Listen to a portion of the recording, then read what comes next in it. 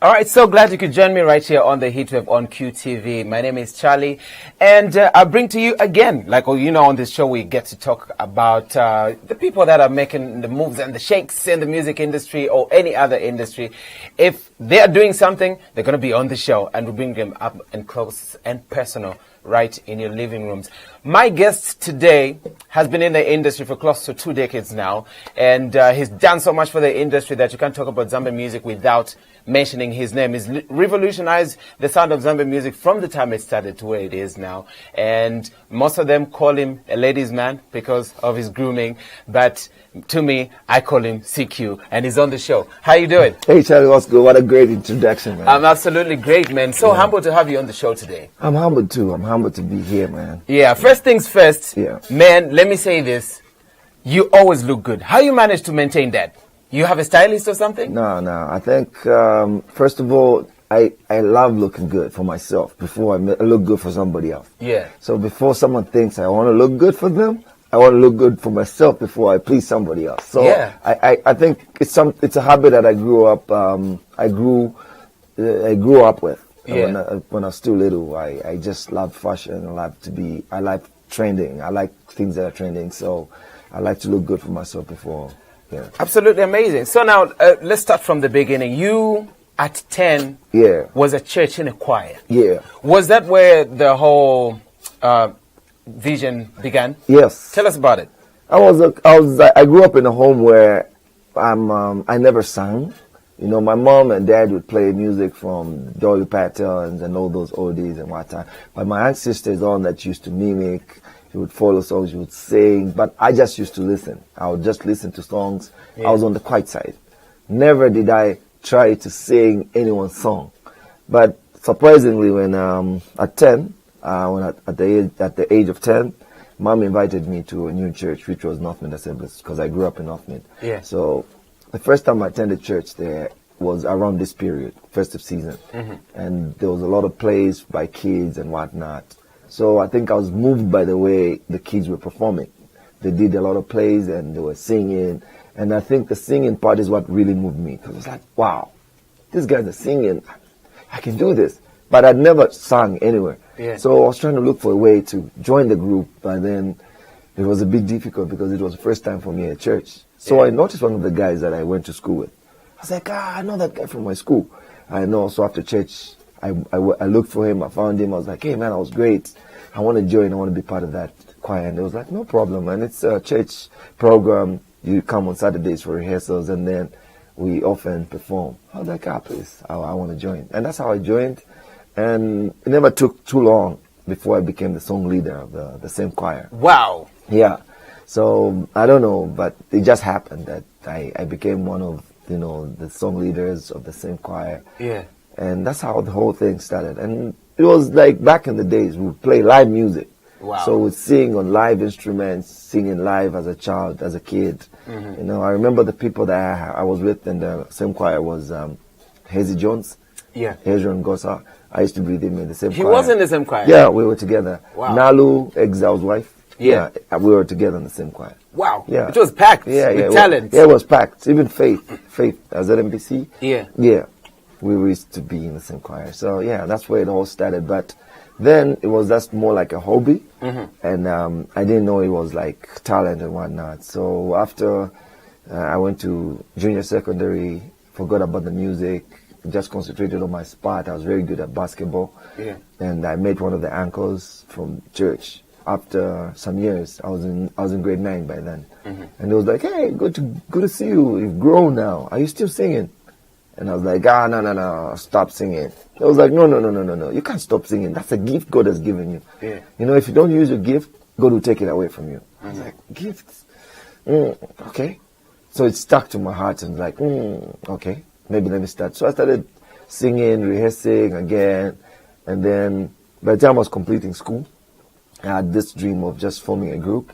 Because at the time there was a lot of groups. Boys to Men, there was Shy, there was all these for quartets and trios and whatnot.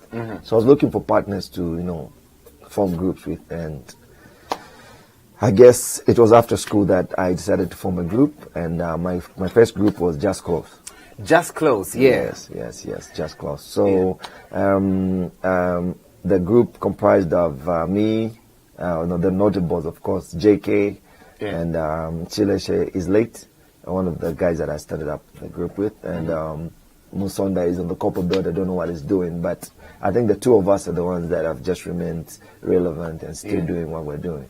So the single with Just Close was a gospel song, and I remember that was like the first time you're being introduced to the Zambian people. How was the experience, though? Well, things were just popping up so fast, you know. It was more like a dream, like one of those movies we watched in, in the US, like after school, decided to form up a group, and then we entered the competition and we won first prize. Wow. So when we won the first prize for the competition, we were given an opportunity to record in a studio. And we went and recorded a single at the studio, and then we had a demo. That's the first time I had a demo tape, like a demo. Yeah. So I gave it to K-Smash, who had a show called Demo Action. So we just take to my demos to him and whatnot. And then I gave him the demo. It played, and people started requesting for us and whatnot. So along the way, because of a lot of requests from the audience and people out there, that K-Smash decided to invite us to go and have an interview in the studio. Yeah. So the first time we had an interview, we're so fortunate that the CEO of Mondo Music was Locked to Radio. Wow. So he heard us and was like, I like those guys. I want to have them on the Mondo Rhythm Nation compilation. So he called K-Smash. K-Smash called us. But when he came to my house, he bounced. So he just left a message to say, no, Chisha Folotea wants you guys to go and meet him because he wants to sign you guys up. I was like, no, this can't happen. This can't be true. Yeah, so like one of the biggest record label CEOs. Exactly. Looking for us now. Yeah, I was like, no, this can't be amazing. True. Yeah. So I went to K-Smash's house very late at almost 22 because I couldn't just wait until the next morning. I went to him and he was like, yeah, you guys are wanted. Actually, he even emphasized to say, if you don't have transport money, get on a cab, pay for a cab to Rhodes Park School. That's where you find it. I was like, you are joking. So I was like, okay, I'll get my guys. I went and got my guys. I got on a pay forward, and I was like, I hope Caesar Zandachuk. We got on a pay forward taxi. Went there. Mr. Folotea found him. Oh, we just close. Oh, you guys are all cool. You're in a taxi? Yeah, okay, cool. He gave us a 50 G's. And that time, buses were almost 1 kwacha. Yeah, and then taxis were like 25. Yeah. So he gave us a 25 to pay for the taxi. We had a meeting, and then it was like, okay, you guys, this is a compilation I'm doing for Mondo Music, and we've already selected everyone. Yeah. But I thought, when I heard you guys, I was like, no ways. I'm going to add you guys. So we were like the last people to be added on that compilation. And that's how things that sparked up. And I think that was my commercial breakthrough. Yeah. That was in 2000. That was the first release of my first time like out there. Yeah. Yeah. And from then on, that was like your first time. Now your single is in the stores. Rhythm Nation Project Volume 1 is out there. Yeah. And obviously had tours, different TV stations, radio stations, and all much. of that. You met a lot of people at that time. So for you, the industry connection started from there. Yeah, the industry connection started from there. And I think the way Mondo used to do things was so professional, so much that I didn't see that it would deteriorate to this. Yeah. Like the current Zambian way of doing things. If we had continued the Mondo way, believe me, would have been way up there, like the Nigerians. You know what I'm saying? Because when we got signed up, things were so easy for us because we could be picked up for an interview. They would organize the interviews. Oh, we just need to be there. Just show up. Exactly. So they'll pick you up. Guys will pick you up at 10. You have an interview with Radio 4, and the car will come, pick you guys up. The next thing in the studio, oh, guys, there's a show. You have to go to Guys and Girls. They would organize shops that would get clothes to advertise for them. Yeah. So we'll go maybe to a shop like maybe Markham's. We'll get dressed up by Markham's. We'll go on the TV show, you know what I mean, looking all good. No looking scruffy and whatnot. So you'll be pimped up already. So things were so easy. I didn't know that there was another side of things. Yeah. You know, when you're not signed up. So we got used to that kind of comfortability, and little did we know that it was just for a moment. Yeah. Now the reality of things came after the contract expired. Yeah. So going to get to that. I want to Yeah. ask about the group. Like, what really happened for the group to disband? And Yeah. for a moment, I thought it was going to be a gospel group. Was it? No, it wasn't a gospel group. Yeah. Initially, it was an R&B group. Mm-hmm. It was an R&B group that was into love songs. Yeah. So the song that led us to be signed up was an English song, because I was more English. I never knew how to write vernacular songs by then, because we looked at things from the US. Our inspirations was coming from up there. Yeah, exactly. So I just used to write English songs. So the time we were introduced to Mondo, most guys were doing vernacular songs. So I couldn't write any vernacular. The only person who had strength in writing vernacular was JK. Yeah. So JK, once upon some time, he sang for me that same song, Yeah. the gospel song, and I was so in love with it. I was like, no, you guys know, I think everybody's doing vernacular songs here. Why don't we do a vernacular song as well? Yeah. So let's just do the one JK, the gospel song. Yeah. So we decided to do that gospel song, but then somehow people thought we were a gospel group Yeah. because of that same single, but it wasn't like really a gospel. It was just like an R&B group. All right. So fast forward, was that 2003? No, that was 2000 actually. That 2000. was exactly 2000. Yeah. 2003, you decided you want to do something of your own. Yeah. Yeah. Yeah, that was after we like Mondo, the contract expired with Mondo, because the way it was, like the contract was more on the people that will get more likes or more, the people that will get liked the most, Yeah. get to have an albums with Mondo. Yeah. So maybe we're a bit on the, not on the luckier side. Yeah. The people that got loved the most from that project was Black Muntu. Remember Yeah, Chattel? Chattel, Tribal Cousins. Yeah, all those guys had that advantage to get signed up and do an album. Yeah. So as we were waiting, Batisha really liked our group, and he was like, no, you guys hold on, just hold on, I've got a plan for you guys, But time kept going, and along the way, you know how it is when you want to blow. Yeah. And we didn't have, we had financial constraints here and there.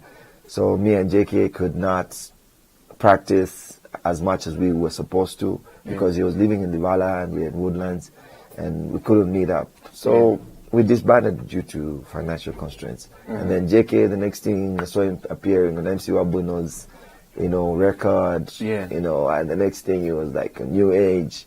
The next thing was on Chattel. Next thing he had his own album. I was like, oh my God. Yeah. So JK was the first to leave, and then we remained the three of us, and the two guys. One of them had to go to school, so we remained the two of us. We called ourselves Just Close Steel, but Chile and I came up with some strange, nice music called Spazedi, which we were like combining Spanish music and Zambian music. It traded for a bit, but due to finances, again, we could not, push it further than we could. Yeah. So we somehow disbanded because the guy had started working. So I was the only one remaining. And I was like, oh my God, this is What it. am I going to do? What am I going to do? Should I quit or should I soldier on? And then at the time, there were the likes of MKV, there was Danny, all these solo artists started popping up, Exile. I was like, man, these guys are doing it on their own. Why can't I be myself, alone? Yeah. You know what I And mean? do something. Do something. So I was coming, wait. Hey, man, this is the beginning, man. And CQ was born. Yeah. CQ Muzuku was born. Yeah. So I was like, hey, man, I got to do this on my own. So I went to Sling Beats, and Sling Beats had already filmed my music, so they quickly signed me up, and it was a rough journey. It wasn't an easy journey, yeah. So 2003, my first single was Nibola Kutenga. Yeah. Yeah, which I released, and it Which was I think is a classic for me. exactly As it a radio is. person on Yeah. air, I'll tell you one thing, that song made it to the classics. Exactly. Still plays today and still go like, wow, this Still is a fresh. song. Yeah. So yeah, that was my first single. Though it wasn't an easy journey. After I released my first single, I was in the studio working on an album. So 2003 to 2004, I was working on an album, and then the album crashed together with the system. You know those days, the computer Whoa. crashed, boom, and I was like, oh my God. 2004, I had started another project. 2005, another crash. No ways. I'm telling two you, times. 2 times. Album's almost complete. Almost complete. And the second time was even finer than the first one. You can imagine. And it crashed. And I was like, maybe this is a sign that I shouldn't do music. You know what I mean? Yeah. Maybe I should quit because this is too much. You know, and 2005, I was like, you know what? I'm going to give it the last shot. If it doesn't work out, I'm done. Yeah. And that's how I really managed to do Sikim Zukulu in 2005. 2006 released my first album, Sikim Zukulu, the debut album. Yeah. And that's how come CQ got established as a solo artist. Yeah. So it was from then that I started soldiering on, did videos. And 2006, did my first video with Viola, Vintiva Bwanji. That was quite funny though. Yeah, that was a funny video. It trended at the time. It was like, oh, wow, this is great. Yeah. Then I did my second video with Hamoa, the one who did a gospel song. Yeah.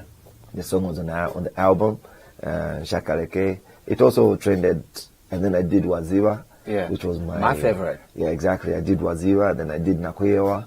The Waziwa got the most awards. Of course, it was first male video of the year for Born and Bred. So I got like 4 awards that time. So wow.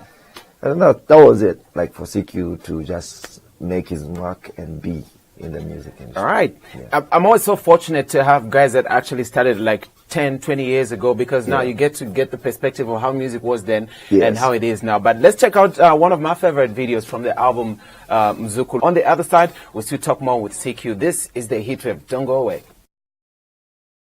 All right, while you're at it, don't forget to jump on our Facebook page. It's QTV Zambia. You can also subscribe to our YouTube channel to catch more interviews right there. I'm in the studio and I'm with CQ, and we're just having a conversation, just two gentlemen having a conversation. Now, CQ, the album was out, got you a couple of nominations and awards. You did a lot of tours. You traveled out of the country. Tell us about the experience. Well, the experiences were like awesome, because at the time now that I got established as CQ Mzukulu, you know, I got a lot of opportunities, like to be invited outside, and one of which we had a tour in the U.S. You know, it was the first time to go to the United States with OC and Jill Wyson. So when we got there, we were initially supposed to just have one show in Indianapolis, and when we went there, Zambian Americans were so excited to know that, these guys are here. So we started getting invitations, like boom, boom, boom. Man, we traveled the U.S. We stayed there for 6 months straight. Wow. And I traveled to 25 states, different states of the U.S. Major. And it didn't feel like 6 months. It felt like I was only there for 2 months. Wow. Because, you've been in one state for 2 weeks. The next state you go for 1 week. The other state 2 weeks, just like that. And things were just happening. And before I knew it, was like 6 months. People were complaining, "Come back home, you guys. What, you overstayed?" And we're like, "Overstayed, guys. We've just been here for..." and I looked at them and I was like, "Oh my God, I've been here for too long. I got to go back." So we have a lot of opportunities. I've traveled so much around Africa and the UK and the US, and I've been to so many places. I'd say music has taken me places, man. It has taken me to places I never thought I'd see. And I've met so many people, great people, and Amazing. So now that album actually, did fairly well for you. Yes. What took long to get to the second album? Well, I think sometimes people don't understand what we go through in the background. We have our pressures, Sometimes you make money for rentals, just upkeep and whatnot. Then you need to find money to record your album. Sometimes we depend, like then we used to depend much on someone is going to sponsor me. So in the same waiting, you find that time is going. So in the end, you just start struggling on your own to just push up your own stuff. So I did my second album after 4 years, and that was... my second album was 7-star. That's where Ngana Africa was. The Ngana Africa song. And that was pretty much Napeza was also on that same album, which I would say were very, very fine, though it didn't have a lot of publicity at the time. I think there was a lot of piracy. That time. So they only pick 1-2 songs from your album and leave the rest to rot and whatnot. I think that's where the damage started happening to most albums and what and whatnot. I think by the time when a lot of singles were like most trending, yeah. So albums started like phasing out, and people just started concentrating on doing singles. Until date, I think people still want to do a lot of singles than albums. Yeah. So it takes a lot of time to do an album because you'll be preparing one day for 8 months to just want to do an album, and then when you release your album, they'll get 2 songs from your album, probably 1 song. Yeah. And combine it with the other rest of those compilations. And then then forget about that. So for me, it was just more like, I think this single thing is happening. So I continued doing my singles. I did Ndekele Nichibebe. Yeah. You know, I did that single. Eventually got signed up with Tourist Music, which got me to, you know, Kenya and meet up with the greats like Clarence Peters. Clarence Peters shot that beautiful video, and that was amazing. How was the experience working with such a big giant in Africa and on a global scale? Well, I know at the time, you know, where we are like here, we don't understand what's going on out there. Yeah. So even when I met Clarence Peters, it's not like I knew him. You know what I mean? Is it? I didn't know him. But they were just telling me, you're shooting a video with Clarence Peters. And in my head, I was thinking, oh, it's a white guy. You know, because it's Clarence Peters. It's like, okay. So when we had this dinner meeting to like meet up with him, I was being introduced to him as, oh, this is Clarence Peters. It's like, for a minute I thought it was a white guy. So it was a black guy, you know. So I was like, what's this about? What's about this guy? Yeah, like I'm Clarence Peters. How come he doesn't know? Yeah, you know what I mean? So I was like, nice meeting you. So when I went to the hotel, I went and Googled the guy. I was mesmerized. I was like shocked. I was like, what? Yeah. Oh my God. I started seeing videos like from Davido, P Square. He did all the P Square videos. Yeah. And I was like, oh my goodness, I'm gone. Yeah. Is this the kind of people? You know what I mean? I'm working with this type of, and the next morning, the attitude I had when I met him wasn't the same, because now I was intimidated. Yeah. I was like, Mr. Clarence Peters. Because now I know who the guy was. Yeah. You know, but he was a cool guy. He's a cool guy. He's very reserved,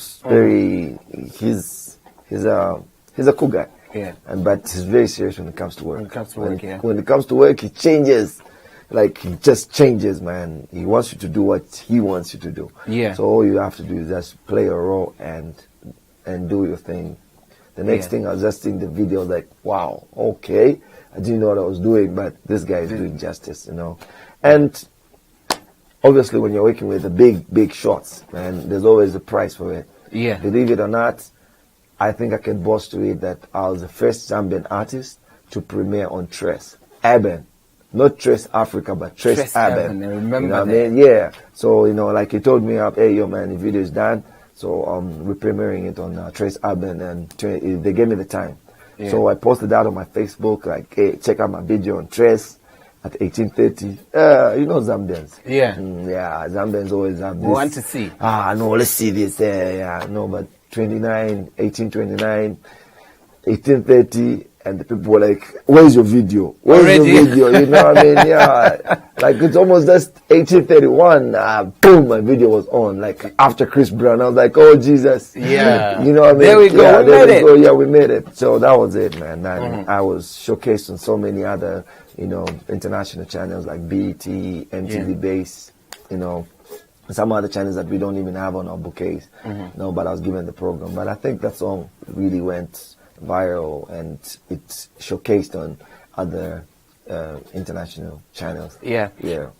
What a lot of people talk about is that you, the older generation artists that have been around for some time, do not offer guidance and a way to younger artists so that they know how to manage themselves. I know times are different from when you started, but you actually have a more clearer view of what's going on in the industry. But the thing is, you guys are approachable to young talent. Don't you feel you need to create guidance for the younger talent that are coming up now? You know what it is? The thing is, at the end of the day, we need to guide these artists. But the problem is, if you perceive me to be a finished artist, what are you going to get me? What are you going to get out of me? Yeah. Like, really, if you're coming to me and you already have this, he's finished. What are you going to suck out of me? Because I'm finished. You understand what I'm saying? So at the end of the day, it's not about me being finished. An artist is always going to be an artist. Like, for me, I don't think I'm going to finish. I think it's people that will get tired of me. When people say you're finished, what exactly are they referring to? I think they misuse the word finished, because if someone calls me a finished artist, I think I feel promoted, because finished means something is fine now, it's finished, it's ready for sale. Yeah. That's what the word finished means. So probably they misuse the word finished for, they want to use exhausted artists. Yeah. So they're supposed to use, these are exhausted artists. But in Zambia, there's, finished artists. Me, I feel nice. If you call me finished artist, I'm like, wow, thank you so much. Do you yourself believe that you're exhausted? No, I don't think so. I don't think exhaustion should come in. I think I'm the one to retire. Yeah. Not people to retire me. But they have this perception like when you've been in the industry for too long, they want to retire you before your time, because we all have different dreams. And here's the thing. I think most a lot of your fans, if your song is not on the charts, then you're finished. Exactly. Maybe probably that's how they take it. Yeah. But guess what? I think the so-called finished artists, to me, those that are there, that are relevant, that are still doing what they're doing, get more money than the ones that are happening on the banners and on radios, on the countdowns. Guess what? It's people need to be real with the way things happen. Okay, those artists that are on the charts probably don't get anything.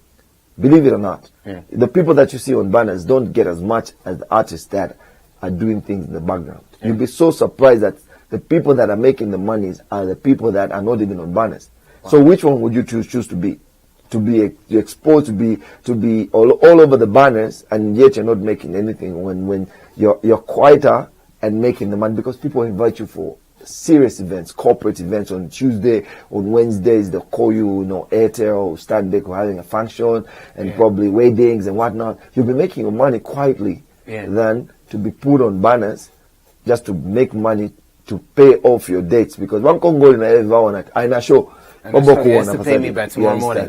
So at the end of the day, I think the industry is growing steadily, but I think there's a lot of mistakes that most artists are doing, in the sense that they don't want to learn from what we have gone through already. Instead of having a shortcut by coming to approach me and finding out what I've gone through and how they should go about, they'd rather want to shine with their own shine on me, or probably want to achieve more than I have. But then I'm looking like, look, I've been there already. I've been on #1. I've been on those charts before. I've been on those banners before. I've escalated. I've done it all, man. So I ain't competing with you. But if you're trying to compete with me, then I think you're making a big mistake, because I've done it all. You're trying to make it now. So anyway, good luck. You know what I mean? So it's not like we don't want to guide, but it's the approach. If you come with the right approach, with the right, with the right manner, definitely I'll feel, this guy really needs my help. So in short, you're open to, open. Give guidance to these people. We're very open, and I don't know why there's always this trend of, like, when you show up for a show, most of us that already have names, they feel intimidated, like, you know what I mean? So I find that instead of giving you your space, and probably, I'm not competing. You know what I mean? All I just want to do is music, just like anybody else. But you find that they're getting, they can't just take over on you. Hey, can't you step down? I'm like, look, I started this. No one told me to get into the music industry. No one employed me. You had to learn it the hard way. No one employed me. I thought maybe I was doing this because my heart was burning to share what I had in me. So I started doing music to share with the world. So why would you want to retire me now before I retire myself? I think time is going to come. Obviously, you can't be on top forever. But if you got the energy to share what you have in you, share it up. You know what I mean? I'm not going to retire because you want me to retire, or because you feel I've been in the industry for too long and now I should retire. No, I will retire on my own. Obviously, I'll be phased out of time. You know what I mean? But as long as I'm trending, I know what's trending, and I'm doing the right thing, then guess what? I'm still here. It's about evolving. And I think amongst the artists that have been there, you're actually one of them that has done so much for the music industry. Now, I want to ask you a question. Do you feel Zambia respects what you have done in the industry? No, I don't think they do. They will respect that maybe after I die, because that's the trend. You know what I mean? I've seen it happening to George Wango. I've seen it happen to most celebrities, most guys that we've lost along the way that have done great songs, like PJ. You never respected the guy. But after he died, guess what? His playlist, like, he was on every DJ's playlist. He's all over the clubs. He's playing now. Guess what? I would have loved that. I'd have loved to see that happen when the guy was still alive. I'd love to see people honoring George Chibango when he's alive. But then guess what, man? I don't know what's up with our country, man. I guess when we die is when we make it. Otherwise, we'll never get to see who appreciates us until we die. So we got to do what we got to do. But just know at the back of my mind that, look, I've done so much. I've done so much and I'm still doing. But guess what? Probably my children will get the glory and say, your father was great, man. Your dad was this and that and whatnot. But hey, we can't stop this shit from happening. Oh, sorry for my... Yeah. All right. Yeah. So now, on a lighter note, though, you're very proactive on social media, and unlike most artists, you love to engage with the people, regardless of how negative they might come. How do you work that out? How does that work for you? I just want to make people realize that being a celebrity doesn't make me superhuman. Yeah. You know what I mean? I'm a human being. I'm a human. You know, I'm a human being, and I have the same feelings anyone has. But I know that most of us are told to mute, ignore. Yeah. It's a good thing to ignore. It's a good thing to mute. But guess what? We are gotten at some point. Yeah. Because I'm human, I'll be gotten at. Some certain comments are like, so, I mean, you're like, really? Do I deserve this? Like so annoying, like they really, now, you know what? Let me just correct this guy. Yeah. You know what I mean? And I'll try and advise this guy. Like, look, constructive criticism is allowed and accepted. Yeah. If I do something and you love me, you are my fan, this is my page. You, as far as I'm concerned, anyone who's on my page is my fan. Because that's a fan page, unless they do not know why they're there. Yeah. So if you are a fan of mine and you believe in me so much and you believe I've done something wrong, there's always an inbox. Yeah. Instead of bringing out certain bitter, comments. On the open. Like, hey, you are finished. And I'm like, I'm finished and you're on my page. Yeah. Guess what? You can't say I'm finished when you're on my page. Maybe if you do, you're commenting on someone else's page. Yeah. So there's a lot of these people that want to be famous on Facebook. We call them celebs. Yeah. Celebrities. The celebrities are too much. The cyber bullies. They just want to go against everything that is positive. Yeah. So we have a lot of PhD syndrome going around most of the youths. And that's the reason why we cannot go beyond what we are right now. You know what? We depend on our fans to blow. Yeah. You understand? And if our fans are shooting us down, guess what? We ain't going nowhere. Because our fans are shooting us down. The job of a fan is to, support, win or lose. Yeah. You will keep on supporting. No, this guy needs this. That's the way it should be. So if you don't want to be a fan, stay back and watch. Let fans be fans. And those that don't want to support because we have a lot of haters on our fan pages. Yeah. You know what I mean? You post something, someone wants to just find something wrong. Hey, but why are you wearing those type of glasses, man? Shane, you look like a grasshopper. But guess what? That's my style. That's my style, Mike. I want to be a grasshopper. Yeah. Then, you know what I mean? Then you find that people want to make names. You exchange words with them. In the end, they're trying to make a name. They're trying to make a name through insulting their celebrities. But guess what? They will never make it to be celebrities. You know what I mean? The negativity on social media is absolutely crazy. You can't do nothing that will escape people's criticism. Exactly. Anyways, I want to ask you this question based on your experience. Do you feel artist managers do a great job here in the country? I'm asking this because, I've followed you for a long time. Yeah. You've managed to maintain your image. Yeah. But I haven't seen a lot of endorsements coming your way. Yes. Is it because you don't have a manager, or is it sponsors are just reluctant to jump in? Well, again, I think it all boils down to the influence. Yeah. With our fans. You know what I mean? Because at the end of the day, it's the fans that make us.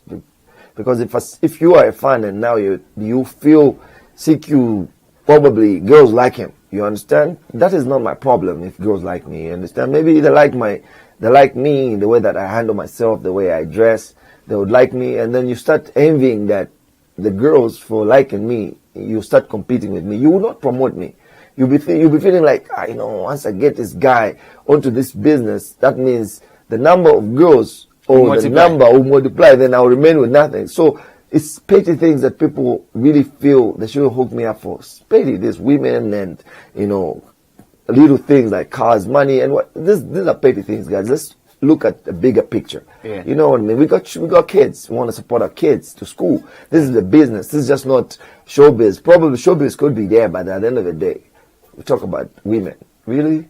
It doesn't, to me, it doesn't matter, because I don't even know how many people like me out there. Yeah. There are even men that like me, but they may not show it. So you'll be jealous of me because you feel certain people like me and whatnot. But at the end of the day, institutions and big corporate institutions are run by the same people we call fans. Yeah. You understand? It's the same people that run those. They are the ones in the engineering, you understand? So if I have a person who envies me, and he's in the marketing, and then someone proposes, say, no, let's use CQ for this as a brand ambassador because CQ has been keeping it fresh for days, and he looks good. This would motivate other people to follow trend. You know what I mean? Yeah. And he feels, you know what? Not CQ, because he has his own negative reasons, which are petty, which are not.